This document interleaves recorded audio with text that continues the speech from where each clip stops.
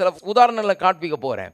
தீர்க்கதரிசி இல்லாமல் அவங்க உருப்பட்டிருக்க முடியாது. எத்தனையோ தலைமுறையில் இஸ்ரவேல் மக்கள் அவர் மத்தியில் ஒவ்வொரு தலைமுறையிலையும் தேவன் ஒரு தீர்க்கதரிசி எழுப்புகிறார். ஏன்னு சொன்னால் இந்த ஆசீர்வாதமெல்லாம் இவர்களுக்கு சொந்தம். ஆனால் ஒரு தீர்க்கதரிசி அவர்கள் மத்தியில் இல்லைனா, அதை சொல்லலைன்னா, அந்த சத்தியத்தை அறிவிக்கலைன்னா அவர்கள் ஆசீர்வாதத்தில் வாழ முடியாது. அவர்களை என்கரேஜ் பண்ணி அவர்களுடைய அவிசுவாசத்தை விரட்டி விட்டு விசுவாசத்தை அவர்களுக்குள்ள அவர் வைக்கிறதுக்கு உதவவில்லை என்றால் அவர்கள் உருப்பட முடியாது. அதனால தான் ஒரு தீர்க்கதரிசியை எழுப்புகிறார். தீர்க்கதரிசியினுடைய சேவை ரொம்ப அவசியமானதாக இருக்கிறது, ரொம்ப முக்கியமானதாக இருக்கிறது. தீர்க்கதரிசியுடைய புத்திரர்கள் ஒருவருக்கு மனைவியாக இருந்த ஒரு ஸ்திரீ எலிசாவை பார்த்து, உமது அடியானாகி என் புருஷன் இறந்து போனான், உமது அடியான் கர்த்தருக்கு பயந்து நடந்தான் என்பதை அறிவீர். கடன் கொடுத்தவன் இப்பொழுது என் 2 குமாரரையும் தனக்கு அடிமைகளாக்கி கொள்ள வந்தான். எலிசா அவளை நோக்கி, நான் உனக்கு என்ன செய்ய வேண்டும்? வீட்டில் உன்னிடத்தில் என்ன இருக்கிறது சொல் என்றான்.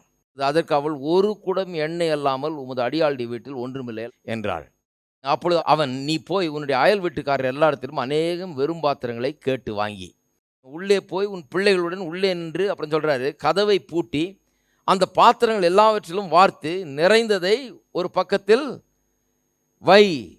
அவள் அவனிடத்தில் போய் தன் பிள்ளைகளுடன் கதவை பூட்டி கொண்டு இவள் பாத்திரங்களை அவளிடத்தில் கொடுக்க அவள் அவைகளில் வார்த்தாள். அந்த பாத்திரங்கள் நிறைந்த பெண் அவள் தன் மகன் ஒருவனை நோக்கி, இன்னும் 1 பாத்திரம் கொண்டு வா என்றாள். அதற்கு அவன், வேறு பாத்திரம் இல்லை என்றான். அப்பொழுது எண்ணெய் நின்று போயிட்டு. ஒரு பெரிய அற்புதம் நடக்குது பாருங்கள்.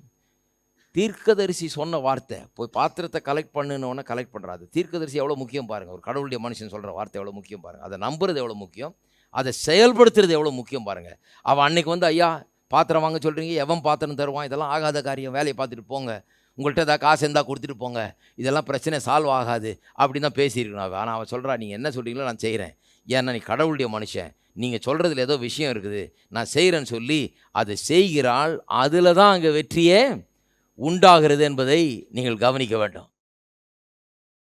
இன்னொரு சம்பவத்துக்கு போய் எலிசாவினுடைய இன்னொரு சம்பவத்துக்கு, எலியா தீர்க்கதரிசி சீஷர் இவர்.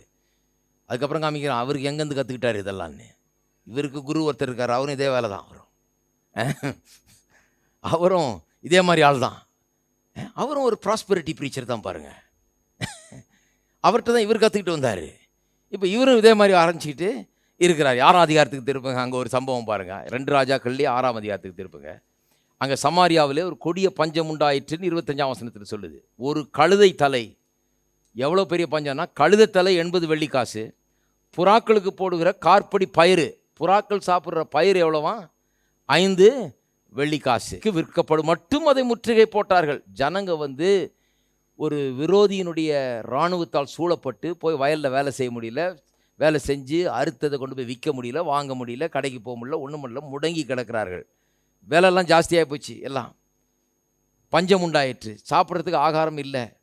கழுத தலை, தலைக்கறி வந்து ஆட்டுத்தலை இல்லை, கழுத தலை. கழுத தலைக்கு அவ்வளோ பெரிய மவுசு வந்துருக்குது. எத்தனை பேர் கழுத தலை கறி சாப்பிட விரும்புகிறீங்க? அந்த விதமான பஞ்சம். புறாக்களுக்கு போடுற பயிர், அதை ஜனங்க சாப்பிட ஆரம்பிச்சிட்டாங்க. புறாவுக்கு எங்கே வாழ்வு, ஜனங்களே செத்துக்கிட்டு இருக்காங்க. எல்லாம் புறாக்களுக்கு போடுற பயிருக்கு அவ்வளோ பெரிய ஒரு வெள்ளிக்காசு கொடுத்து வாங்கக்கூடிய ஒரு மவுசு வந்துருச்சு. அவ்வளோ பெரிய பஞ்சம். அதில் வந்து ராஜா அலங்கத்தின் மேல் நடந்து போகையில் ஒரு ஸ்திரீ அவனை பார்த்து கூப்பிட்டு, ராஜாவாகிய ஆண்டவனே ரட்சியும் என்றாள். அதற்கு அவன், கர்த்தர் உன்னை ரட்சிக்காதிருந்தால் நான் எதிலிருந்து எடுத்து உன்னை ரட்சிக்கலாம், களஞ்சியங்கள் இருந்தால் ஆலையில் இருந்தால் என்று சொல்லி, ராஜா பின்னையும் அவளை பார்த்து, என்கிட்ட களஞ்சியத்தில் ஒன்றும் இல்லை, ஆலையிலையும் ஒன்றும் இல்லை, நான் எப்படி ரட்சிக்கிறது, கடவுள் தான் உன்னை காப்பாற்றணுங்கிறார். ராஜா அவளை பார்த்து, உனக்கு என்ன வேணும் என்று கேட்டான். அதற்கு அவள், இந்த ஸ்திரீ என்னை நோக்கி, உன் மகனை தா, அவனை இன்று தின்போம், நாளைக்கு என் மகனை தின்போம் என்றாள். அப்படியே என் மகனை ஆக்கி தின்றோம். என்ன பாருங்கள், 2 பெண்களுக்கு அக்ரிமெண்ட்டு. இன்றைக்கி உன் மகனை ஆக்கி சாப்பிடுவோம், நாளைக்கு உன் மகனை நீ கொண்டா ஆக்கி சாப்பிடுவோம். ஆக்கி சாப்பிட்டாச்சு ஒரு பிள்ளைய. மறுநாளில் நான் அவளை நோக்கி, நான் உன் மகனை தின்ன அவனை தா என்றேன், அவள் தன் மகனை ஒழித்து விட்டாள் என்றாள். அந்த ஸ்திரீயின் வார்த்தைகளை ராஜா கேட்டவுடனே அலங்கத்தின் மேல் நடந்து போகிற அவன் தன் வஸ்திரங்களை கிழித்து கொண்டான். அவன் உள்ளே தன் சரீரத்தின் மேல் இரட்டு உடுத்தியிருந்ததை ஜனங்கள் கண்டார்கள். அவன் சாப்பாத்தின் குமாரனாகிய எலிசாவின் தலை இன்றைக்கு அவன் மேல் இருந்தால் தேவன் அவனுக்கு சரியாகவும் அவருக்கு அதிகமாகவும் என்ன செய்ய கடவர் என்று சொன்னான். உடனே தீர்க்கதரிசி மேலே கோவம் வருது. அந்த ஆள் என்ன பண்ணுறாரு, எந்த பிரச்சனையும் தீர்க்கறதில்ல, சும்மா உட்காந்துட்டு இருக்கிறாராங்க. அவர் தலையை வாங்கிடுறேன் இன்றைக்குன்னு கோபத்தில் போகிறான் பாருங்கள். போய் 33ஆம் வசனத்தில் அவர்களோடு அவன் பேசி கொண்டிருக்கையில் அந்த ஆள் அவனிடத்தில் வந்து, இதோ இந்த பொல்லாப்பு கர்த்தரால் உண்டானது. நான் இனி கர்த்தருக்காக காத்திருக்க வேண்டியது என்ன என்று ராஜா சொல்லுகிறார் என்றான். ராஜா ஒரு ஆளை அனுப்பலாம் தீர்க்கதரிசிக்கிட்ட, போய் நீ முன்னால் போய் சொல்லுன்னு. பின்னாடியே வர்றான் ராஜா. அவன் வந்து என்ன சொல்கிறான், இந்த பொல்லாப்பு கர்த்தரால் உண்டானது. இது ஒரு ஃபிலாசபி. இப்போ நான் வாசித்தேன் இல்லையா, இந்த பொல்லாப்பு கர்த்தரால் உண்டானது. இப்போ சபையிலே போதிக்கிறாங்க சிலர் இதை. அவங்க என்ன சொல்கிறாங்க, பஞ்சம் உண்டாயிடுச்சுன்னா இது கர்த்தரால் உண்டானது. இது என்ன புது உபதேசமாக இருக்குது? கர்த்தரால் வியாதி வந்தால் அது கர்த்தரால் உண்டானது, பஞ்சம் வந்தால் இது கர்த்தரால் உண்டானது. என்ன மாதிரி உபதேசம் பாருங்கள். அவன் சொல்கிறான், இஸ்ரவேல் மக்கள் ஆபிரகாமின் சந்ததி, இதெல்லாம் சாதாரண நாள் இல்லை. ஆபிரகாமின் ஆசீர்வாதத்துக்கு சொந்தக்காரங்க இவங்கெல்லாம். அவன் பேசுகிற பேச்சு பாருங்கள். இந்த பொல்லாப்பு கர்த்தரா, எங்கே சொன்னார் கர்த்தர் உனக்கு பொல்லாப்பை நான் உண்டாக்குவேன்னு? சொல்லவே இல்லை. அவன் சொல்கிறான், இந்த பொல்லாப்பு கர்த்தரால் உண்டான. இதில் ஏதோ ஒன்று விஷயம் இருக்குது, கர்த்தர் தான் இந்த பொல்லாப்பெல்லாம் பண்ணுறாரு. இனி நான் கர்த்தருக்காக காத்திருக்க வேண்டியது என்ன என்று ராஜா சொல்லுகிறான்றான். அப்பொழுது எலிசா, கர்த்தருடைய வார்த்தையை கேளுங்க. இப்போ எலிசா தீர்க்கதரிசி பேசுகிறாரு. எலிசா, கர்த்தருடைய வார்த்தையை கேளுங்கள், நாளை இந்நேரத்தில், 24 ஹவர்ஸில், எல்லாம் சொல்லுங்க 24 மணி நேரத்தில், 24 மணி நேரத்தில் விஷயம் மாறப்போகுதுன்றார். என்ன தீர்க்கதரிசி பாருங்கள். ஒரு தீர்க்கதரிசினா அப்படி தான், அது நம்ப முடியாமல் பேசுவார். பேசுகிறதே வந்து எங்கேயோ இருக்கும். இவ்வளோ பெரிய பிரச்சனை, கழுது தலை 80 வெள்ளி காசுக்கு விற்கிது. இவர் என்னன்னா 24 மணி நேரத்தில் எக்கானமி மாறுன்றார். என்ன சொல்கிறார், நாளை இந்நேரத்தில் சமாரியாவின் வாசலில் 1 மரக்கால் கோதுமை மா 1 சேக்கலுக்கும் 2 மரக்கால் வார்கோதுமை 1 சேக்கலுக்கும் விற்கப்படும் என்று கர்த்தர் சொல்கிறார். ரொம்ப சீப்பாக, சும்மா கொஞ்சம் காசுக்கு விற்கப்படும். வீட் அண்ட் பார்லி சும்மா கொஞ்சம் காசுக்கு வாங்கிடலாம், நாளைக்கே எக்கானமி அப்படியே மாறிடுன்றார். டோட்டலாக சேஞ்ச் ஆகிடும் எக்கானமியில் ஒரே நாள், 24 மணி நேரத்தில். தீர்க்கதரிசியின் பேச்சு நம்பவே முடியாத மாதிரி இருக்கும், ஆனால் கரெக்டாக அது நடக்கும். கடவுளுடைய வார்த்தை அது. சொல்லுகிறான், நாளை இந்நேரத்தில் சூழ்நிலை மாறப்போகிறது அப்படிங்கிறான். இதுக்கு ரெஸ்பான்ஸ் பாருங்கள். அப்பொழுது ராஜாவுக்கு கைலாகு கொடுக்குற பிரதானி ஒருவன் தேவனுடைய மனுஷனுக்கு பிரதியுத்தரமாக, இவனும் ஒரு ஆபிரகாமின் பிள்ளை தான். அவன் சொல்கிறான் பாருங்கள், இதோ கர்த்தர் வானத்திலே மதகுகளை உண்டாக்கினால், அவனுக்கு அந்த லாங்குவேஜெலாம் தெரியுது, பைபிள்லாம் படிச்சிருக்கிறான் அவன். வானத்தின் மதகுகளை கர்த்தர் உனக்கு திறப்பார், ஆசீர்வாதத்தை வரிசைக்க எல்லாம் படிச்சிருக்கிறான். சொல்கிறான், வானத்தின் மதகுகளை உண்டாக்கினாலும் இப்படி நடக்குமோ என்றான். சொல்கிறதெல்லாம் சரிதாங்க, ஆனால் 24 மணி நேரத்தில் அவ்வளோ கொட்டிட்டு வாரா? மதகா திறந்து அங்கேருந்து கோதுமையை கொட்டினா கூட இது ஆகாதே, நடக்காதே என்று சொல்லுகிறான். அதற்கு அவன், உன்னுடைய கண்கள்னால் அதை காண்பாய், ஆனாலும் அதிலே சாப்பிட மாட்டாய் என்றான். இதுக்கப்புறம் வாஸ்து பார்த்தீங்கன்னா என்ன அற்புதமாக கர்த்தர் 1 நிமிஷத்தில் சால்வ் பண்ணுறாரு பாருங்கள் அவங்க பிரச்சனையை. பெரிய இராணுவம் வந்து சூழ்ந்துக்கிட்டு இருக்குது, முற்றுகையிட்டு இருக்கிறாங்க இஸ்ரவேல் மக்கள். அதனால தான் இங்கே பஞ்சம். வெளியில் ஊருக்கு வெளியே 4 குஷ்டரோகி உட்காந்துருக்கான் பாருங்கள். இவங்களுக்கே கழுத தலை சாப்பிட்ற கதி வந்துருச்சுன்னா, பணக்காரனுக்கு கழுத தலை, ஏழைக்கு புறா சாப்பிட்ற பயிர், இப்படி கதி வந்துருச்சுன்னா வெளியில் இருக்க குஷ்டரோகி என்ன சாப்பிடுவான்? அவன் ஊருக்கு வெளியே தள்ளப்பட்டிருக்கிறான் பாருங்கள். அவன் ஏற்கனவே பிச்சை வாங்கி சாப்பிட்றவன், அவனுக்கு ஒன்றுமே இல்லை பாருங்கள். அவன் ரொம்ப கஷ்டப்பட்டு வெறுத்து போய் வாழ்க்கையை, சரி நம்ம நேராக போய் விரோதியினுடைய அந்த இதுக்கே போயிடுவோம், முகாமுக்கே போயிடுவோன்னு தீர்மானம் பண்ணிட்டான். ஏன்னா பசிக்குது, அங்கே போய் அவன்கிட்ட சரணடைஞ்சிடலாம். அவன் ஏதாவது பிச்சை போட்டானா சாப்பிட்டுட்டு போகலாம், இல்லை அவன் கையாலேயே சாவும் போவோன்னு சொல்லிட்டு போகிறாங்க. போய் பார்த்தா அங்கே இவன் போகிறதுக்குள்ளே, இவன் போகிறப்ப கர்த்தர் என்ன பண்ணார், அவர்களுக்கு ஒரு பெரிய ஸ்டீரியோஃபோனிக் எஃபெக்ட் மாதிரி கொடுக்க ஆரம்பிச்சிட்டார். பெரிய ரதங்கள் குதிரையெல்லாம் எங்கேருந்தோ வர்ற மாதிரி அவனுக்கு ஒரு அங்கே சூழ்ந்து கொண்டிருக்கிற அந்த இராணுவத்திற்கு ஒரு எஃபெக்ட் கொடுக்க ஆரம்பிச்சிட்டாரு. அவன் அடித்து புரண்டு ஓடுறதுல எல்லாம் புழுந்து செத்து ஒன்றும் இல்லாமல் போனாங்க பாருங்கள். இவனு போய் சேர்றதுக்குள்ளே, அங்கே போய் சேர்றதுக்குள்ளே எல்லாம் வந்து செத்து கிடக்குறாங்க. வெள்ளி பொண்ணு சாப்பாடெல்லாம் அவன் அள்ளிட்டு கட்டிட்டு வந்த இராணுவ வீரர்கள் கட்டி வந்த சாப்பாடெல்லாம் அப்படியே இருக்குது. நல்லா உட்காந்து நல்லா சாப்பிட்றாங்க எல்லோரும். சாப்பிட்டு கொஞ்சம் போய் எடுத்து கொண்டு போய் ஸ்டோர் ரூமில் வச்சுட்டு வந்து ஒழிச்சு வச்சுட்டு வந்து எல்லாம் சாப்பிட்டு பார்த்துட்டு அப்புறம் தான் அனுபவத்தி வருது, இது பண்ண கர்த்தரே நம்மளை தண்டிப்பார், வேணாம், இதை போய் ஒழுங்காக ஊரில் சொல்லுவோம், ஏன்னா அங்கே எல்லாம் செத்துக்கிட்டு இருக்கிறாங்க பஞ்சத்தில் அப்படின்னு சொல்லி ஊரில் போய் சொல்கிறாங்க. ஊரில் போய் சொன்னால் அப்பவும் ராஜாவுக்கு சந்தேகம். 2 பேரை அனுப்பிச்சு போய் எடுத்துகிட்டு குதிரையை எடுத்துகிட்டு போய் பாரு, அவங்க ஒருவேளை வெளியே ஒளிஞ்சிட்டு இருப்பானுங்க, நம்ம ஊரை விட்டு வெளியே வந்தோன்னா நம்மளை பிடிக்கலான்னு ஒளிஞ்சிருப்பாங்கன்னு அனுப்புகிறார். அங்கே போய் பார்த்தா ஆள் எல்லாம் ஓடியே போயிட்டான், ஒருத்தனும் காணும், எல்லாம் சிதறடிக்கப்பட்டு போய் விட்டார்கள். திரும்பி வந்து சொல்கிறாங்க அந்த கதையை. அற்புதமான சம்பவம். பெரிய பிரச்சனைன்னு நினைக்கிறோம், ஒரு சிம்பிளாக முடியுது, அது ஒன்றுமே இல்லாமல் போகுது. பெரிய பிரச்சனைகள்லாம் இப்படி தான் போகும் வாழ்க்கையில். நான் சொல்கிறேன், நீங்கள் நினைக்கிறீங்க பெரிய பிரச்சனை இது எப்படி சால்வ் ஆகுன்னு, ரொம்ப சிம்பிளாக சால்வ் ஆகும். எவ்வளோ பெருசோ அது ரொம்ப ஈஸி. கோலியாத் ரொம்ப பெருசு, அவ்வளோ ஈஸி அடிக்கிறதுக்கு. எவ்வளோ பெரிய பிரச்சனையோ அதை தீர்க்கிறது அவ்வளவு சுலபம். ஹலோ, கத்திரத்தில் பெரிய பிரச்சனை சின்ன பிரச்சனை இல்லை. 5000 பேரை போச்சிட்டார், 50,000 பேரை போஷிப்பாரா? 5000 பேரை போச்சார், 50,000 பேரை போஷிக்க முடியாதா? அதனால் பெரிய பிரச்சனை சின்ன பிரச்சனைலாம் கர்த்தர்கிட்ட கிடையாது. ரொம்ப சிம்பிளாக அது முடிகிறது பாருங்கள். கடைசியில் இந்த மதங்கள் உண்டாக்கினாலும் இது ஆகுமோ என்று சொன்னவன் என்ன பண்ணால், எல்லாரும் இங்கே சாப்பாடு இருக்குன்னு தெரிஞ்சு அடித்து பிடிச்சி ஓடியாந்தாங்க. அதில் மிதிப்பட்டு செத்து போயிட்டான் பாருங்க.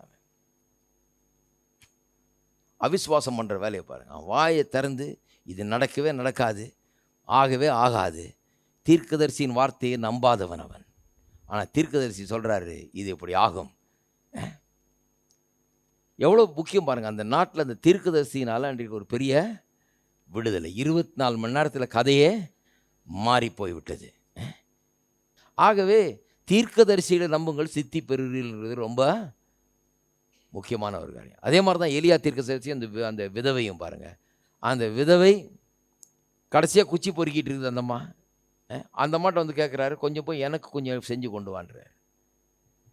நீங்கள் சொல்கிறாங்க என்ன ஊழியக்காரியா?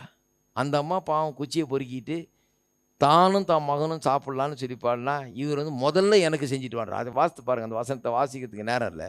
முதல்ல எனக்கு செஞ்சுட்டு வான்னு சொல்கிறாரு. முதல்ல எனக்கு செஞ்சுட்டு வான்றாரு. அந்தம்மா சொல்லுது, கோவம் வந்துடுச்சு அந்தம்மாவுக்கு. என்ன சொல்லிடுச்சு? நானும் என் பிள்ளையும் சாப்பிட்டுட்டு சாகலாம்னு இருக்கிறோம். கோவத்தில் சொல்லுது, சாகலான் இருக்கிறோம், முதல்ல எனக்கு கொடுன்னு சொல்கிறியே அப்படின்னு சொல்லி அந்தம்மா சொல்லுது. அவர் சென்ஸ் பண்ணிட்டார், உள்ள பயம் வந்துருச்சு இந்த அம்மாக்குன்னு சொல்லி. நீ பயப்படாதே, முதல்ல எனக்கு கொண்டாடுற, பயத்தை நீக்கு, விசுவாசி, நான் சொல்கிறத நம்பு, பயந்து செய்யாதம்மா. இந்த இல்லாத நேரத்தில் பயத்தை உள்ள வைக்காது, இல்லாத நேரத்தில் விசுவாசத்தை உள்ள வை, இல்லாத நேரத்தில் என் வார்த்தையை நம்பு, முதல்ல எனக்கு கொண்டு வான்றாரு. முதல்ல கொண்டு வர்றா. கொண்டு வந்தால் போய் பார்த்தா இன்னும் கொஞ்சம் மாவு இருக்குது. சரி பையனுக்கு கொஞ்சம் ஆக்கி போடலான்னு பார்த்தா அவனுக்கு கொடுக்குறா. திருப்பி போய் பார்த்தா இன்னும் கொஞ்சம் மாவு எண்ணெயும் இருக்குது. திருப்பி போய் தீர்க்கதரிசிட்ட உங்களுக்கு இன்னொரு கொண்டாட்டாயான்னா அவர் கொண்டாடுறாரு. இன்னொன்று போட்டால் கொண்டு போய் அவர்கிட்ட கொடுத்துட்டு திருப்பி வந்தால் இன்னும் கொஞ்சம் மாவு இருக்குது, இன்னும் கொஞ்சம் எண்ணெய் இருக்குது. போட்டு வந்து நான் ஒன்று போட்டு சாப்பிட்லான்னு போய் சாப்பிட்டா திருப்பி பார்த்தா மாவு இருக்குது, இன்னும் கொஞ்சம் எண்ணெயும் கொஞ்சம் இருக்குது. சாப்பிட்டு தீந்துருன்னு பார்த்தா தீரவே இல்லை. பஞ்ச காலம் முழுவதும் அவர்களுக்கு மாவும் எண்ணெயும் குறையவில்லை. நான் கேட்குறேன், இந்த அம்மாட்ட வந்து சாப்பிட்டுட்டு போக வரல, இந்த அம்மா சாப்பாடு இல்லாமல் சாக போகிறது, அதை காப்பாற்ற வந்திருக்கிறார் தீர்க்கதரிசி. எண்ணங்களை மாற்றிக்கொள்ள வேண்டும். தீர்க்கதரிசியை நம்புங்கள், சித்தி பெறுவீர்கள். முதல் இதை அவருக்கு கொடுக்கலன்னா போச்சு. ஃபஸ்ட் இதை இங்கே கொண்டாடுறாரு. ஏன்னா அது விசுவாசத்துக்கு அடுத்த காரியம். விசுவாசத்தால் நீதிமான் பிழைப்பான். நான் சாப்பிட்டு மீதி இருந்தால் கொண்டாடுறேன்னு சொன்னால் போச்சு. ஐயா நீ தீர்க்கதரிசி, கடவுளுடைய மனுஷன், கர்த்தருக்கு சித்தமானாலும் இந்த மாவு பெருகட்டும், நாங்கள் முதல்ல 2 பேரும் சாப்பிட்றோம், நானும் என் மகனும் சாப்பிட்டுட்டு ஏதாவது மீதி கர்த்தர் விட்டால் உமக்கு நான் செய்து கொண்டாடுறேன்னு சொல்லியிருந்ததுன்னா போச்சு. அது முதல்ல எனக்கு கொண்டாடுறாரு. ஏன் முதல்ல எனக்கு கொண்டா? உன்னுடைய கஷ்ட நேரத்தில் கர்த்தர் மேலே விசுவாசத்தை வை, விசுவாசத்தை காண்பி, பயத்தில் ஆப்ரேட் பண்ணாத, பயத்தில் வாழாத, விசுவாசத்தில் வாழும் சொல்லித்தர வர்றவர் அவர். அவரை தப்பாக நினச்சிட்டா போச்சு. அவர் நம்மகிட்ட இருந்து வாங்க போறாருன்னு நினச்சிட்டா வாழ்க்கையே போச்சு. பஞ்சத்தில் சாக வேண்டியது தான் பாருங்க. ஹலோ இருக்கீங்களா? அவர் சொல்கிறது நம்ப முடியாத அளவுக்கு இருக்குது. ஆனால் சொன்னது நடக்குதா இல்லையா? எத்தனை பேர் சொல்கிறீங்க? தீர்க்கதரிசிகளை நம்புங்கள். எல்லாம் சொல்லுங்கள், சித்தி பெறுவீர்கள். இன்னும் ஒரே ஒரு உதாரணம் சொல்லி முடிச்சிடுறேன். மத்தேயு எழுதின சுவிசேஷம். எல்லா தீர்க்கதரிசியை காட்டிலும் பெரிய தீர்க்கதரிசி இவர், இயேசுநாதர். அவரும் வித்தியாசமே இல்லை. அவராவது கொஞ்சம் ஒரு நம்ப தகுந்த விதத்தில் பிரசங்கம் பண்ணாரா? கிடையாது. தீர்க்கதரிசியில் அப்படி தான்.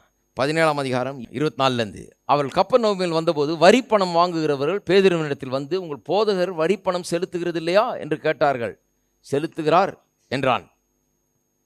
அவன் வீட்டிற்குள் வந்தபோது அவன் பேசுகிறதுக்கு முன்னமே இயேசு அவனை நோக்கி, சீமோனே உனக்கு எப்படி தோன்றுகிறது? பூமியின் ராஜாக்கள் தீர்வையும் வரியையும் தங்கள் பிள்ளைகளிடத்திலோ அந்நியரிடத்திலோ யாரிடத்தில் வாங்குகிறார்கள் என்று கேட்டார். அதற்கு பேதுரு, அந்நியரிடத்தில் வாங்குகிறார்கள் என்றார்.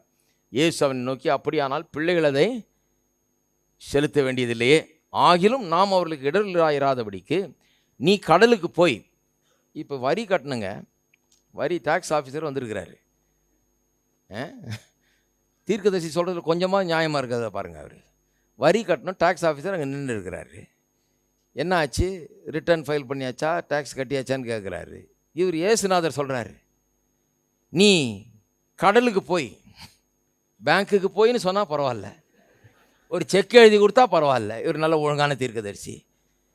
பாக்கெட்டில் கை விட்டு காசு எடுத்து கொடுத்தாலும் பரவாயில்ல. அவர் என்ன சொல்கிறார், நீ கடலுக்கு போ. யார்கிட்ட சொல்கிறார், மீன் பிடிக்கிறவன்கிட்ட போய் சொல்கிறாரு, நீ கடலுக்கு போய் தூண்டில் போட்டு முதலாவது அகப்படுகிற மீனை பிடித்து அதன் வாயை திறந்து பார், ஒரு வெள்ளி பணத்தை காண்பாய். இது சொன்ன உடனே நான் பேதுருவா தான் நினச்சேன், ஓ போதும் போதும் ஐயா, இத்தனை நாள் உண்மை நம்பினேன், இனிமேல் ரொம்ப கஷ்டம், கொஞ்சம் நஞ்சம் நம்பினதையும் கெடுத்துப்பிட்டீரு நீ. இன்னைக்கு நான் இவ்வளோ நாளாக மீன் பிடிக்கிறது தான் தொழில், ஒரு மீனையாவது வாயை திறந்து காசு பார்த்ததே கிடையாது. நான் காசு வேணும்னா மீனை போய் பிடிச்சி மீன் வாயை திறந்து பார்க்குற பழக்கமும் என்கிட்ட கிடையாது. யாராவது காசு வேணுங்கிறவன் மீனை பிடிச்சி வாயை திறந்து பார்ப்பானா? ஒரு பெரிய ஞானி, ஒரு பெரிய தேவ மனுஷன் பரலோகத்திலேருந்து இறங்கி வந்திருக்கிறீர், வரி பணம் கட்டலாம்னு சொன்னால் கடலுக்கு போய் மீனை பிடிச்சி அந்த மீன் வாயை திறந்து பார்த்தீங்கன்னா அதுக்குள்ள வெள்ளி காசு இருக்கும், அதை எடுத்து கட்டுன்றீரு. இது நியாயமா? சொல்கிறது நம்பவே முடியல. டேக்ஸு டியூ கட்டலைன்னா ஆகிற காரியமே வேறு. எது பாக்கி வச்சாலும் வருமான வரி மட்டும் பாக்கி வைக்க கூடாது, இதை கரெக்டாக கட்டியே ஆகணும். இது வம்பு பண்ணுற வேலை இல்லை, இது சீரியஸான விஷயம். ஆனால் இவர் என்ன சொல்கிறாரு, மீன் வாயை திறந்து அதில் காசு இருக்கும், அதை எடுத்து கட்டுங்கிறாரு. ஒரு மீன் பிடிக்கிறவனுக்கு இது ரொம்ப டூ மச்சு. வேறு யார்கிட்டயா சொல்லியிருந்தா கூட அவன் ட்ரை பண்ணியிருப்பான். ஒரு மீன் பிடிக்கிறவனுக்கு டூ மச்சு. ஆனால் நான் சொல்கிறேன், அது டூ மச்சாக இருந்தாலும் அவன் போய் பிடிச்சி திறந்து பார்த்து அன்றைக்கு காட்டியிருக்கிறான். ஹலோ, இருக்கிறீங்களா? அது சொல்கிறார், ஒரு வெள்ளி பணத்தை காண்பாய், அதை எடுத்து எனக்காகவும் உனக்காகவும் அவர்களிடத்தில் கொடு என்றார். இருக்கீங்களா? அப்போ ஒரு தீர்க்கதரிசியினுடைய தீர்வு, பிரச்சனை, வாழ்க்கையின் பிரச்சனைகளுக்கு தீர்வு எப்படி உண்டாக்குறாரு பாருங்க, எப்படி இருக்குதுன்னு பாருங்க. அவள் வேற பேசிஸில் பேசிகிட்டு இருக்கிறாங்க. அவங்க கடவுளுடைய வாக்கு தத்தத்தை மனதில் வைத்து, அற்புதங்களை மனதில் வைத்து, முடியாது என்பதே அவங்களுக்கு கிடையாது, இப்படிப்பட்ட காரியங்களை மனதில் வைத்து பேசுகிறேன். நம்ம என்ன பண்ணுறோம், எப்போ பார்த்தாலும் இது முடியாது, அது முடியாது, இது போச்சு, இது நடக்காதாக்கும், இப்படி திங்க் பண்ணுறோம். ஆகவே தான் ஒரு சபை ரொம்ப முக்கியம், அங்கே பிரசங்கிக்கிற ஆள் ரொம்ப முக்கியம். ஏனென்றால் அப்போ தான் கர்த்தரை நம்பி நீங்கள் நிலைப்படுவீர்கள், தீர்க்கதரிசிகளை நம்பி சித்தி பெறுவீர்கள். நான் சொல்லுகிறேன், சில நேரத்தில் நான் சொல்லுகிற காரியம் உங்களுக்கு புத்தி கெட்டாத ஒரு காரியமாக இருக்கலாம், நம்ப முடியாத ஒரு காரியமாக இருக்கலாம். நான் சொல்லுகிறேன், நான் ஏன் அதுக்காக அப்படி பேசுகிறேன்னு சொன்னால், நான் வேறு பேசிஸில் பேசிகிட்டு இருக்கிறேன். என்ன ஆகும்னு உங்கள் கையில் எவ்வளோ பலம் இருக்குது, உங்கள் காலில் எவ்வளோ பலம் இருக்குது, உங்கள் பாக்கெட்டில் எவ்வளோ காசு இருக்குன்றதை பற்றி நான் பேசலை. கர்த்தருடைய வாக்குத்தத்தம் என்ன சொல்லுகிறது, கர்த்தர் நமக்காக என்ன செய்து வைத்திருக்கிறார், எப்படிப்பட்ட அற்புதங்கள் நடக்கக்கூடும் என்கிற அடிப்படையில் நான் பேசி கொண்டிருக்கிறேன். ஆகவே நான் பேசுகிறது சில நேரத்தில் நம்ப முடியாத அளவுக்கு இருக்கலாம். நான் சொல்லுகிறேன், நம்புங்கள், அது உங்களுக்கு அப்படியே ஆகும். ஏனென்று சொன்னால் அது கர்த்தருடைய வார்த்தை. சித்தி பெறுவீர்கள். அப்போ பாருங்க, நம்முடைய நம்பிக்கை இல்லாத சூழ்நிலையில் அற்புதத்தின் வார்த்தைகளை நாம் கேட்க வேண்டும், வித்தியாசமான ஒரு காரியத்தை நாம் கேட்க வேண்டும், நமக்குள்ள விசுவாசத்தை உண்டாக்குகிற காரியங்களை நாம் கேட்க வேண்டும். அந்த நேரத்தில் ஒரு மத பிரசங்கத்தை கேட்டு நமக்கு ஒன்றும் பிரயோஜனம் கிடையாது. கஷ்டத்தோடு ஜனங்கள் எல்லாம் கோயிலுக்கு வந்திருக்கிறப்ப, உங்களுக்கு எத்தனை வானம் இருக்கிறது தெரியுமா? 7 வானங்கள் இருக்கிறது. முதலாவது வானம் இது, 2வது வானம்னா எப்படி இருக்குது? இது இவன் பூமியில் கஷ்டப்பட்டு இருக்கிறான், இவனுக்கு 7 வானத்தை குறித்த விளக்கம் தேவையா? இன்னைக்கு தேவையே கிடையாது. அதனால தான் அதெல்லாம் விட்டு ஒழிக்கணும். எப்படிப்பட்ட பிரச்சனைகளை கேட்கணும்? நம்முடைய வாழ்க்கையின் பிரச்சனைகளை சமாளிப்பதற்கு தேவனுடைய வார்த்தையிலிருந்து அற்புதமான வார்த்தைகளை, நம்முடைய பிரச்சனைகளை தீர்க்கக்கூடிய வார்த்தைகளை, நமக்கு பதிலளிக்கக்கூடிய வார்த்தைகளை, சுகத்தையும் ஆரோக்கியத்தையும் கொடுக்கக்கூடிய வார்த்தைகளை, ஒன்றுமில்லாமல் இருந்து ஒன்றை உருவாக்கக்கூடிய வார்த்தைகளை, நம்முடைய வாழ்க்கையை கட்டி எழுப்பக்கூடிய வார்த்தைகளை, ஒரு புதிய உலகத்தை, வாழ்க்கையை உங்களுக்காக உண்டாக்கக்கூடிய வார்த்தைகளை நீங்கள் கேட்க வேண்டும். கேட்கிறது ரொம்ப அவசியம். அப்படி கேட்கும்போது தான் சித்தி பெற முடியும். எத்தனை பேர் சொல்றீங்க இங்கே கேட்டு சித்தி பெற்றிருக்கிறீங்க? ஏராளமான அற்புதங்கள், இங்கே 100கணக்கான அற்புதங்கள் உட்கார்ந்து கொண்டிருக்கிறாங்க. ஏன்னா சாட்சி சொல்கிறதுக்கு நேரம் இல்லை, அவ்வளோ சாட்சி இருக்குது, ஏதாவது நடந்துக்கிட்டே தான் இருக்குது. ஏன்னா அப்படி தான் நடக்கும்.